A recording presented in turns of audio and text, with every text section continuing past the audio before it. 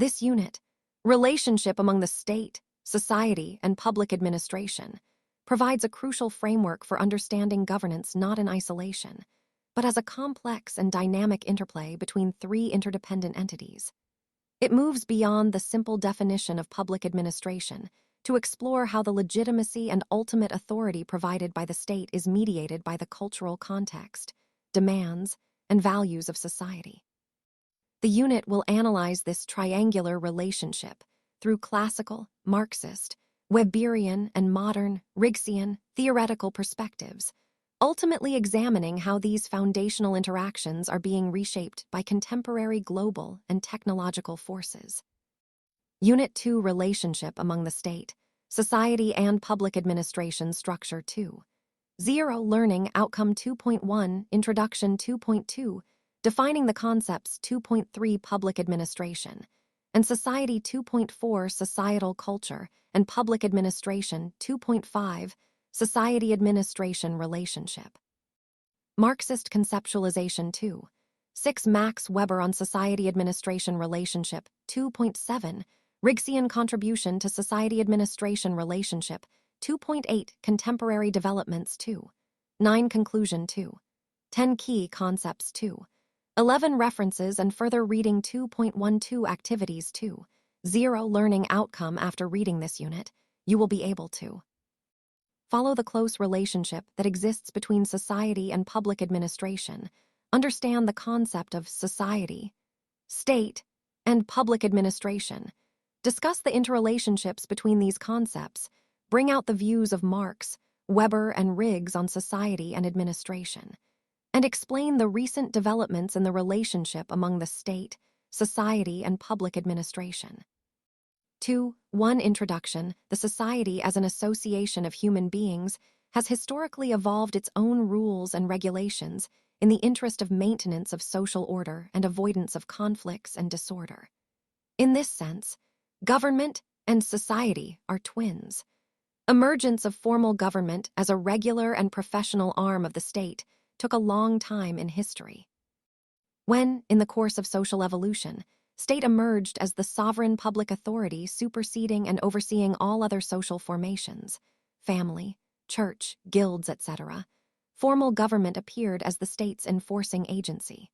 What is now known as bureaucracy, usually a group of civil servants recruited on merit and serving under contract with stipulated conditions of service, is a late arrival in social history. Bureaucratic state came to regulate and even dominate society.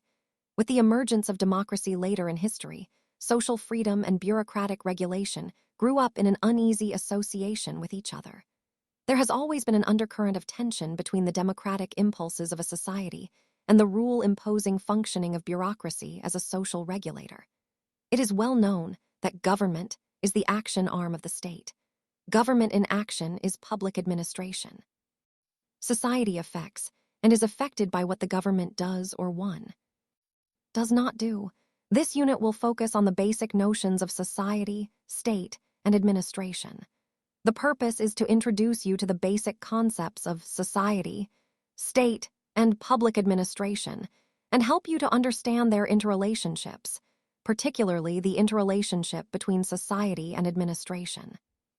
As the interrelationship between the state and public administration has been discussed in the introductory unit, and as Unit 14 will also deal with it in detail, this unit will focus more on the relationship between the society and administration. As you study this unit, you will get to know how, in course of social evolution, the society, state, and public administration have evolved and struck relationships among themselves. Their interrelationships have been conceptualized by eminent social philosophers like Karl Marx, Max Weber, and Fred Riggs, to name a few.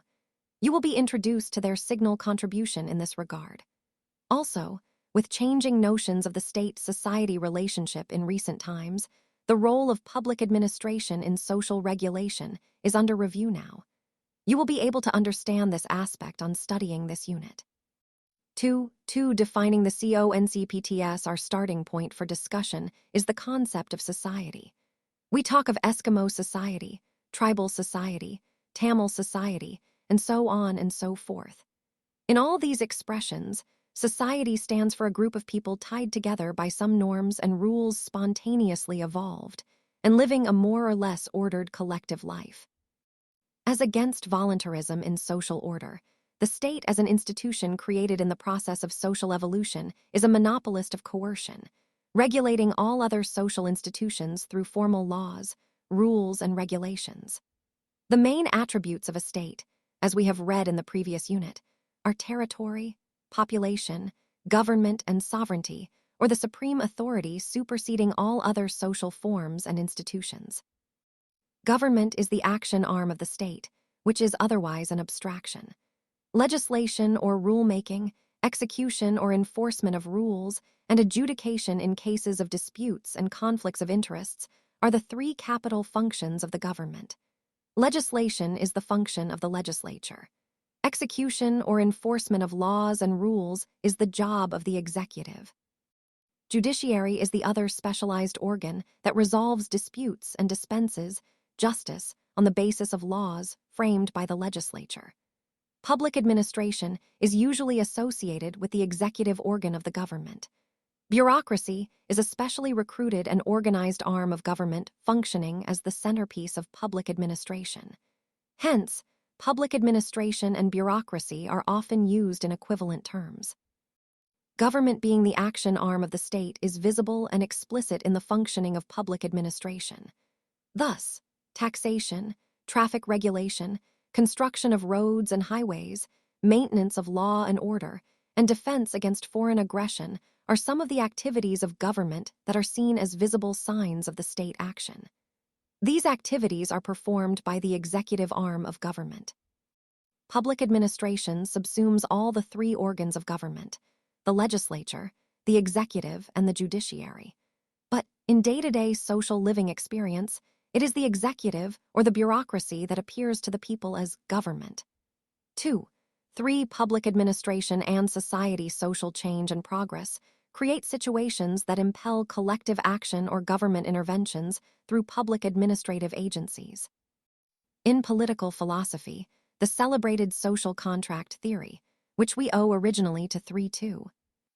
Great philosophers, Hobbes, Locke, and Rousseau, imagined a pre-political state of nature, out of which the state and government as a common social regulating agency was born.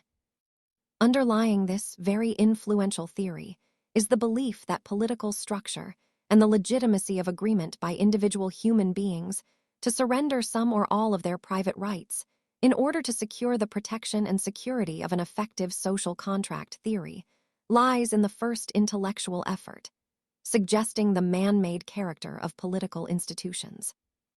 Broadening, as also occasional shrinking, of the boundaries of the field of public administration has historically been contingent on the evolving nature of interaction between the state and society. As Dwight Waldo has rightly observed, public administration is government's central instrument for dealing with general social problems. In the Western democracies, great expansions in governmental programs in the last century can be traced to the emergence of new social problems such as urbanization, social welfare considerations, social structural changes, and so on. The problems of caring for the aged, for instance, had to be looked into by the government agencies, as their families had been less willing or able to look after them. Breakdown of family life, in many instances, has impelled adoption of new government programs for single mothers, disturbed and delinquent youths, and others affected by this change in the social structure. Similarly, in the developing countries, particularly those, like India, coming out of long colonial rule, the state had to intervene in many aspects of social life to bring about radical socioeconomic development. Rural development, as most people live in rural areas, social development with emphasis on health, nutrition, and education, industrial development, and most development activities had, at least initially, been the responsibility of the state, which means in reality government, resulting in considerable administrative expansion. As society progresses, the processes of societal change throw up new themes and challenges that widen the scope of public administrative studies. Environment and ecology, for instance, is a major concern calling for action at both international and national levels. pollution monitoring and anti-pollution measures, conservation programs for our forests, river and water bodies, and biodiversity generally are important items today for imaginative policy and administrative responses. Another important theme is the gender issue in public administration. Female participation in workforce has been increasing over the years, calling for administrative changes in compensation and welfare policies and other related issues, e.g. sexual harassment at workplace. In the context of the developing countries, engendering development by involving more and more women in development activities has now been accepted as a general policy by the donor agencies and the respective country governments. Again, issues like prevention and abolition of child labor, untouchability, bonded labor, and other obnoxious social practices are increasingly claiming administrative action, especially in the developing countries, resulting in the widening of the scope of public administration in these countries. 2. For Societal Culture and Public Administration B. Guy Peters, 2001, has discussed at length several aspects of societal culture that affect administrative performance. First, the basic issue of general acceptability of bureaucracy as a means of running large-scale organization, be it public or private, has deep roots in societal culture. As Peters points out in this context, Reinhard Bendix made a distinction between entrepreneurial and bureaucratic societies. Using Great Britain as representative of the former type, Bendix observed that the three management of British enterprise had traditionally been through entrepreneurial action. The style of management had been personal. The administration of public policy in Great Britain has been through personal bargaining and negotiation as much as through the bureaucratic imposition of authority. By contrast, Germany provides a good example of institutionalized bureaucratic style of administration. This is a common stereotype of the culture of Germany. Bureaucracy has been a dominant form of social organization in the public and private sectors in Germany. Guy Peters points out that contemporary societies appear to be developing a third type, which may be called the participatory organization. Rather than relying on the entrepreneurial actions of one or a few individuals, or the authority of rules and structures, a participatory organization derives its energy from its members and their active involvement. Participation serves the purpose of harnessing the power of informal patterns of relationships that exist within an organization. Also, participation of citizens in local development activities brings about a convergence of governmental and societal efforts. Interestingly, Peters has presented two contrasting societal cultures: I, rationalist or deductive culture, and Roman II, pragmatic or empirical culture.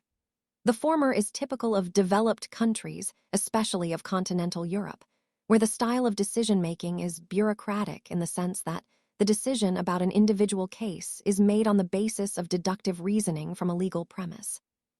Pragmatic culture, according to Peters, is characteristic of the United Kingdom and much of Northern Europe.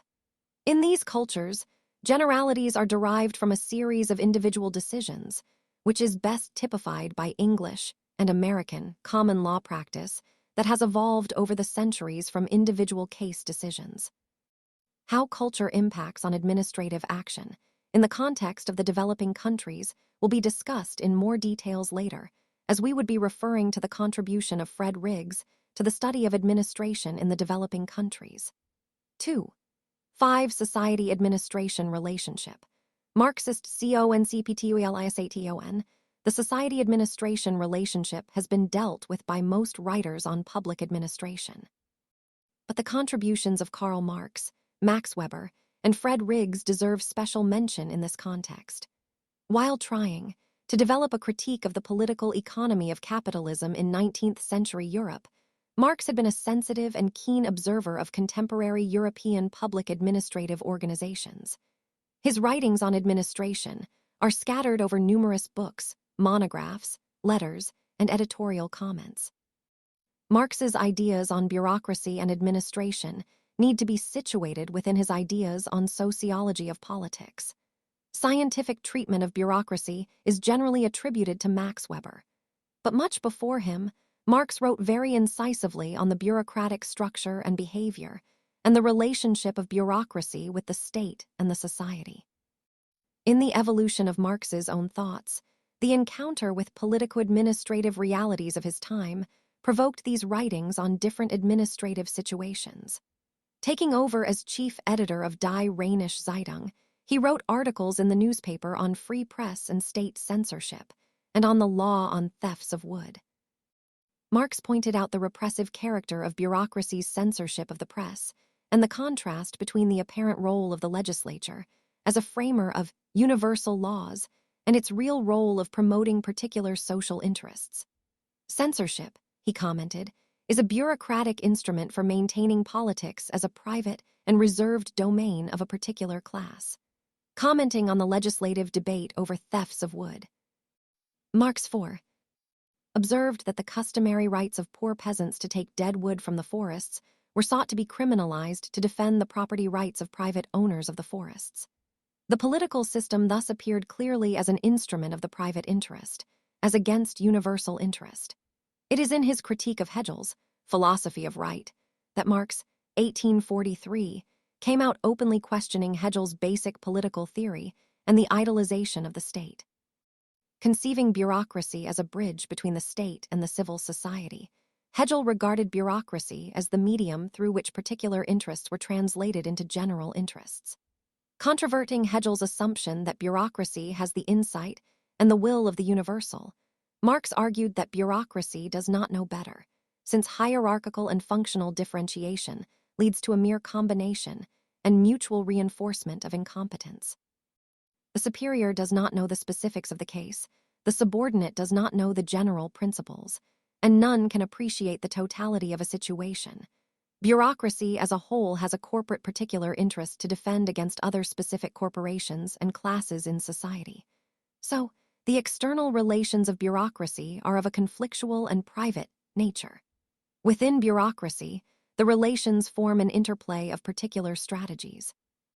Information and other resources are manipulated to serve the private ambitions of individual careerists and competition for power among rival bureaucratic cliques. In sum, bureaucracy symbolizes the particularization or privatization of the civil society.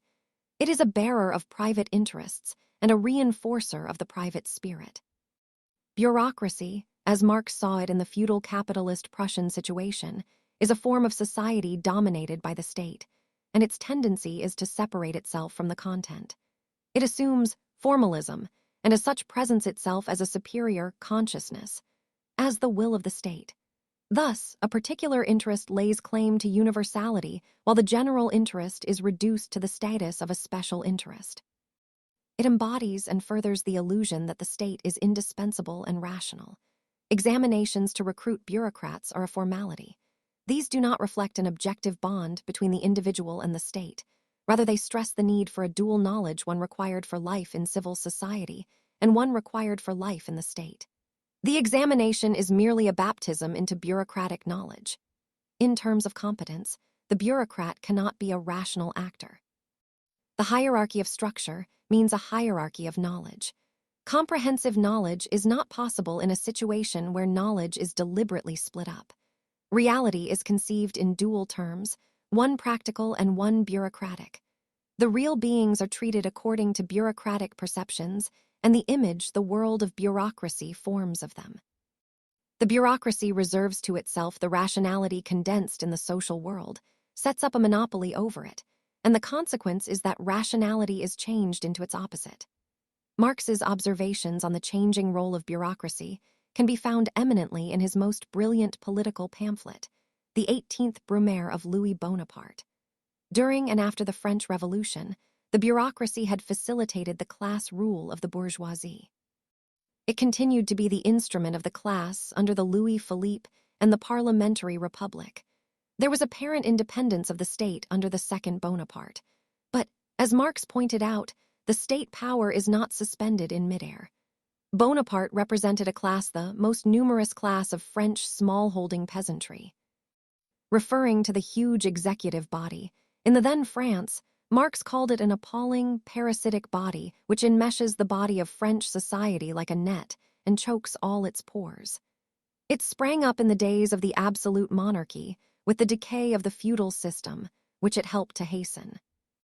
Again, when the state power rests on the large mass of smallholding peasants, the situation suits the flourishing of an all-powerful and innumerable bureaucracy, as an apparatus of uniform action from a supreme center on all points of this uniform mass. Thus, in 5. Marx's analysis, bureaucracy is integrally connected with the society, particularly with the influential and powerful class, whose interests the bureaucracy usually serves. 2.6 Max Weber-Owen Society Administration Relationship. Max Weber's ideas on bureaucracy need to be placed in the larger framework of his writings on the economic and political structure of society. He traced the impact of religious views on the growth of capitalism and dwelt on the relationship between industrialization and organizational structure. His thoughts on bureaucracy evolved out of the larger considerations of socio-historical forces that led to the growth of complex organizations. Thus, Weber's ideas on bureaucracy form an integral part of a macro view of history and social theory. Weber went back into ancient history in order to find out the chief reasons for the rise of bureaucratic government in the modern state. He observed that the avocational system of Roman administration could be traced to Greek practices. There was no colonial officer in Rome, despite the vast Roman Empire. Provincial governors were sent out on an annual tenure supported by a very limited staff. Julius Caesar's effort to create a permanent civil service ended in failure. In this respect, Augustus and Hadrian were, to some extent, successful. A full-blown bureaucracy had come into being by the reign of Diocletian. The fall of Rome was as much due to the burgeoning bureaucracy as to the creeping corruption of the ruling class. The Roman bureaucracy held sway over the weak rulers and rode roughshod over civil liberties.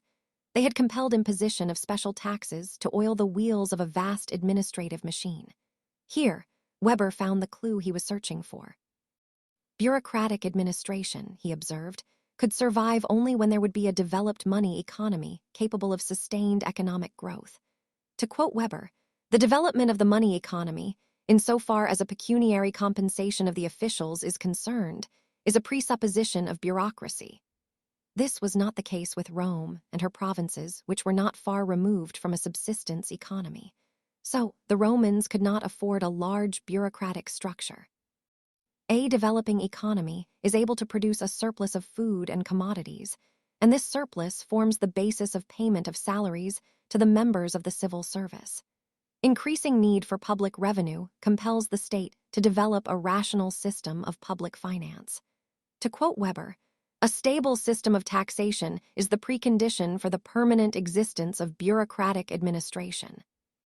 The developed post-subsistence economy may not automatically lead to the emergence of bureaucratic administration, as the rulers in the newly emerging states may still continue to use privilege as a matter of policy and distribute public services on the basis of personal whim and traditional status. The bourgeoisie wanted security of their newly acquired wealth and property. Stable economy could be guaranteed by stable administration. To the newly emerging middle class, bureaucratic administration with its emphasis on uniform and stable rules and regulations was therefore almost a godsend.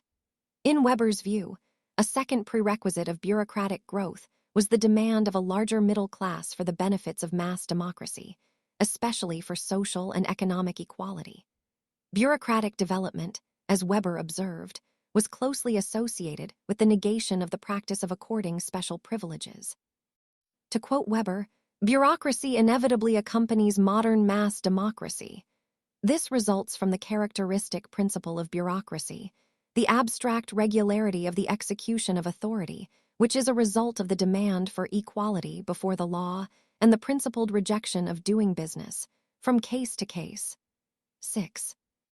The development of money economy and the emergence of mass democracy prepared the ground for the rise and growth of bureaucratic administration. But these, in Weber's view, were not the cause of bureaucratic ascendancy in the modern state. The real causes could be traced to the human motivations springing from what Weber called the Protestant ethic and the spirit of capitalism. According to Weber, the Protestant ethic was instrumental in bringing about a revolution in human existential condition. A radical transformation took place from an insular feudalism to a worldly asceticism. Protestantism engendered a social psychology supportive of rational planning, personal discipline, technology, and bureaucratic organization. Capitalism advanced on the principle of survival of the fittest in the marketplace. In the face of fierce economic competition, capitalist enterprises needed a highly efficient organizational form. The bureaucratic principles gave the enterprises the capacity to accomplish economic planning, to maintain a stable market for goods and services. It was on the demand of the capitalist enterprises that corporate principles of administration were soon transferred to public agencies. Thus, bureaucratic government and bureaucratic capitalism went hand in hand. It was Weber's contention that capitalism and bureaucratic administration were bolstered up by the psychology of work generated by 16th-century religious radicalism. Early monasticism of the Catholic faith laid stress upon a pope and priests to act as spiritual policemen and to forgive sins. By contrast, the anxiety of worrying about one's fate here on earth, Weber observed, caused the Puritans to work too hard, to devote themselves to a worldly asceticism, and to pursue their worldly vocations religiously. The Reformation thus created a spiritual climate for the blossoming of bureaucracy. Weber was interested in a full-blown discussion on bureaucracy as a sociological phenomenon. His thoughts need to be placed in the more general context of his theory of domination. Domination refers to a power relationship between the rulers and the ruled. In any kind of established authority, there exist a number of beliefs that legitimize the exercise of power in the eyes of the leaders and the led. The other important element in this approach is the notion of the administrative apparatus. Domination, when exercised over a large number of people, necessitates an administrative staff, which will execute demands and serve as a bridge between the ruler and the ruled. The beliefs about legitimation and the administrative apparatus constitute the two important criteria for the Weberian construction of typology of domination. Weber identified 3 types of legitimation, each corresponding to a particular type of domination.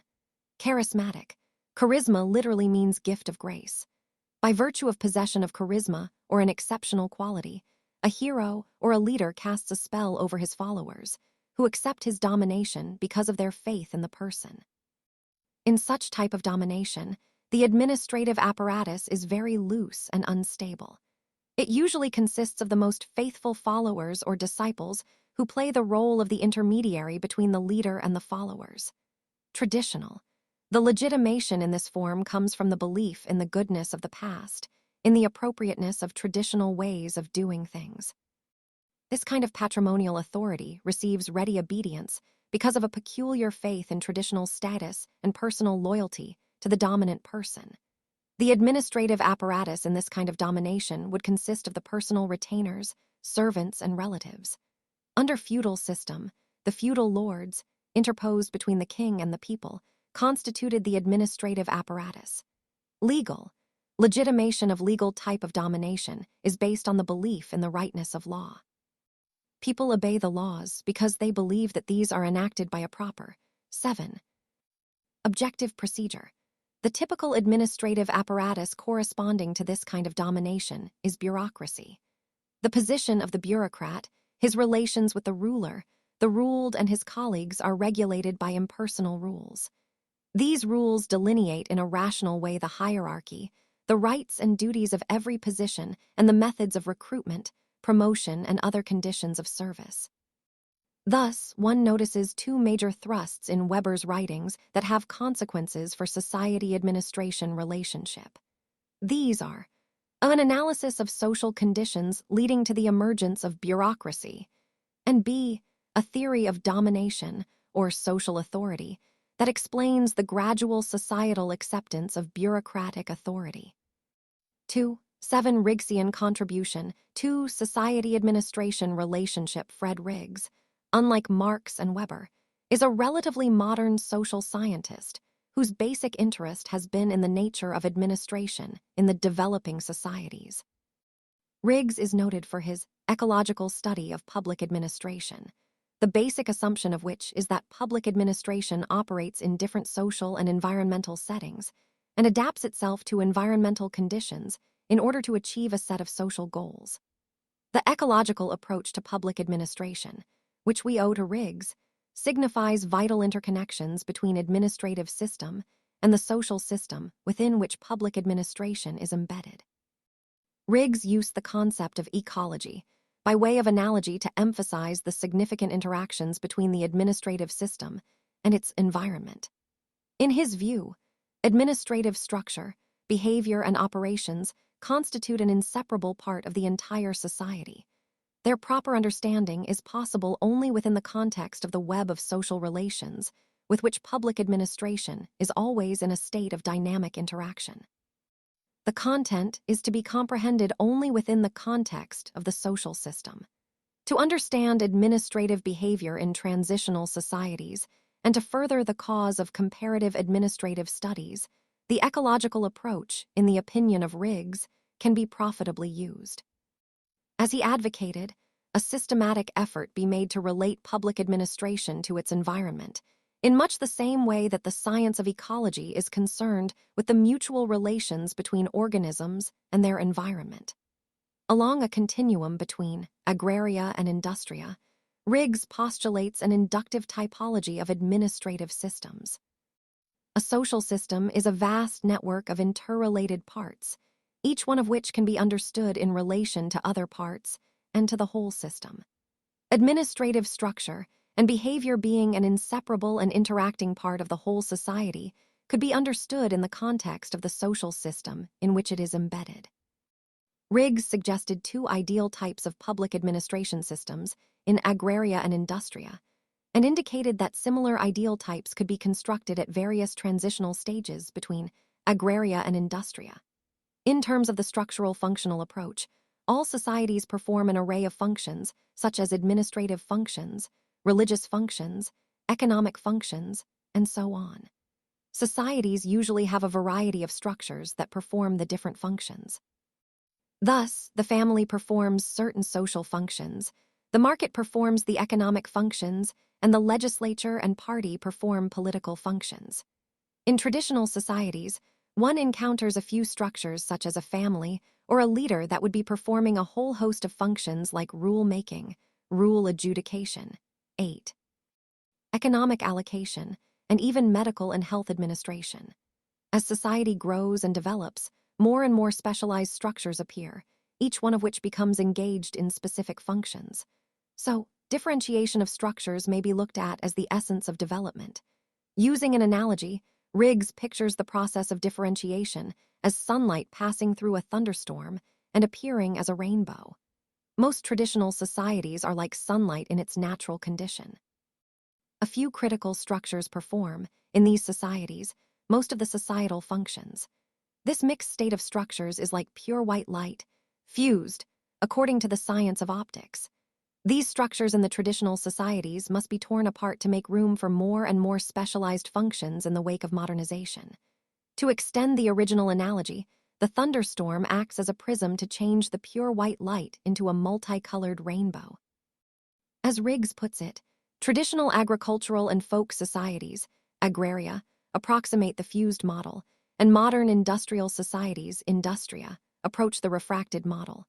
The former is functionally diffuse, the latter functionally specific. Intermediate between these polar extremes is the prismatic model, so called because of the prism through which fused light passes to become refracted. The transitional society is continually in the throes of change. As it moves along, it differentiates in terms of specific structures. This also necessitates integrating mechanisms to hold the parts together. Integration becomes very important as the developing society contains within it both old and new structures. Thus, nuclear medicine and the tribal medicine man will be found to exist together in such societies. Riggs has been primarily interested in social change and in understanding the process of transition, which he has termed the prismatic society when structural differentiation goes on alongside efforts towards societal integration. The prismatic society is trapped like light inside a prism. It is not fully fused, nor is it fully diffracted. The new structures are half-born and are trying to adjust with the old ones. Modernity and tradition coexist in an uneasy companionship. Modern structures and procedures might have been formally introduced, But behind the facade of these new structures, the old and traditional ways of doing things persist in reality. This discrepancy between formal structures and actual modalities has been called formalism by Riggs.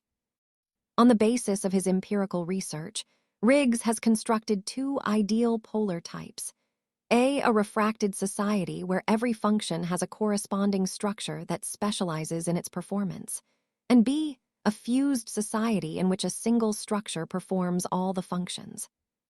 Riggs conceptualized the prismatic society as a midpoint or intermediate form of transitional society between the two ideal types, combining both fused and refracted features that are characterized by heterogeneity, the simultaneous presence, side by side, of quite different kinds of systems, practices, and viewpoints.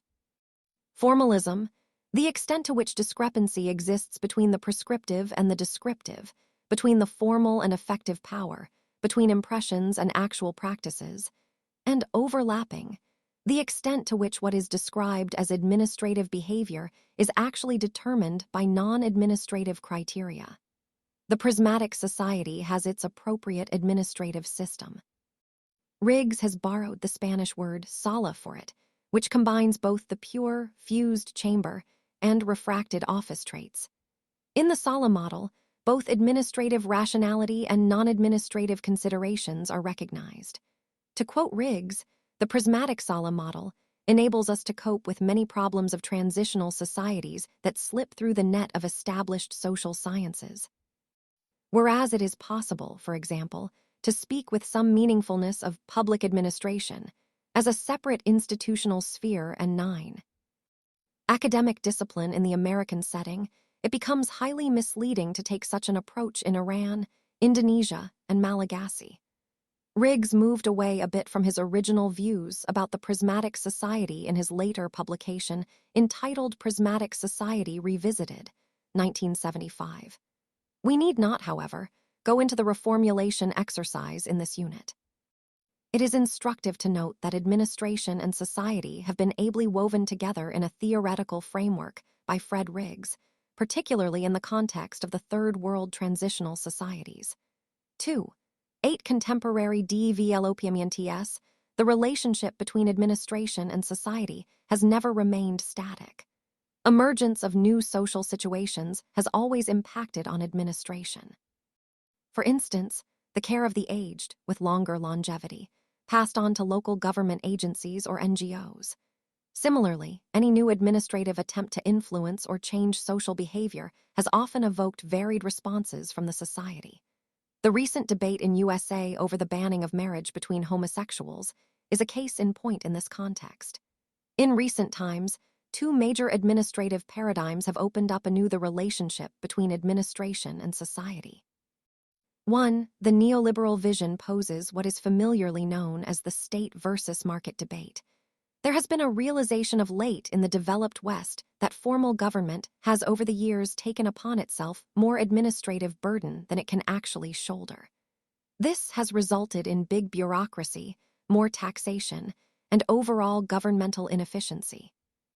To get out of this governmental overload, the advocacy has been for lean and more performance-oriented government through downsizing and privatization of many of the government functions. The market is capable of working more flexibly and cost-effectively. Hence, government should reorient itself as an enabler rather than a doer.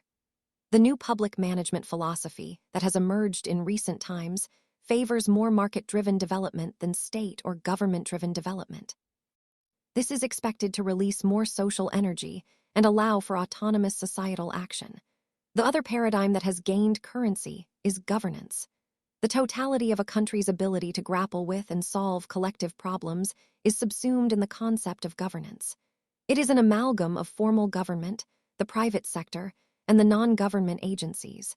In this way, the ambit of public administration is sought to be enlarged. All the traditions and institutions of authority exercised in a society are thus put together to connote the total governing resource that is available to cope with the complex problems of collective problem-solving. Also, the governance concept, besides extending the boundaries of administration, brings in additional dimensions of accountability, openness, transparency, participation, and the notion of ethical administration. What is significant in this characterization of administration as governance is the newly emerging administration-society relationship, under which formal administration is called upon to forge networked functioning to optimize administrative effectiveness. Accountability to people, participative administration, right to information, and transparency and openness are the constituent elements of good governance. The trend now is thus to democratize administration and make it more and more society citizen-friendly. Another new development in this context that deserves special mention is a major ongoing effort to create conditions to bring about a more inclusive public administration, as against an exclusive one. What it means is that there is a fairly widespread concern now to make government more decentralized, participative, 10, gender-sensitive, and sensitive to the needs of the socially marginalized. In other words, the traditional insularity of state apparatuses, e.g. bureaucracy, from the society is now under question, and the trend seems toward closer state-society nexus in the interest of more effective and real democracy deeply embedded in society and faithfully serving its just causes. 2.9 Conclusion. This unit has tried to bring out the basic concepts of state, society, and public administration, and their interrelationships. The interconnections between society and public administration, particularly between societal culture, and have been discussed. The three most important conceptualizations of society administration relationships by Karl Marx, Max Weber, and Fred Riggs have also been clearly brought out. The unit has even discussed the recent developments in public administration, particularly the emergence of the two paradigms of new public management and governance, the two broad-gauge ideas that have exerted considerable influence on the scope and contents of public administration in recent times. The other point covered in this unit has been the growing trend in recent times to forge a much closer relationship between state and society in larger public interest, and for the enrichment of democracy. 2.10 Key CONCEPTS Agraria and Industria Typology Riggs constructed two models of societies, and called the predominantly industrial Industria, and the other predominantly agricultural one called the Agraria, representing contemporary America and imperial China respectively. The intermediary category between Agraria and Industria was called Transitia, or the transitory stage between Agraria and Industria. Some characteristics of Agraria are dominance of ascriptive, particularistic and diffused patterns and norms, while Industria has predominantly universalist, specific and achievement norms. The transitional societies show a mix of Industria and Agraria norms. Reign of Diocletian was a Roman emperor and persecutor of the Church. As per the Catholic Encyclopedia, the reign of Diocletian, 284–5 AD, marked an era both in the military and political history of the Roman Empire. Diocletian undermined the authority of Senate and introduced the servile ceremonial of the Persian court. Diocletian's name is associated with the last and most terrible of all the 10 persecutions of the early Church, but major portion of his reign was marked by peace and prosperity. Sala model Riggs uses the term Sala to describe the administrative office in the Prismatic Society. In the Sala office, rationality is ignored and many non-administrative considerations are given importance.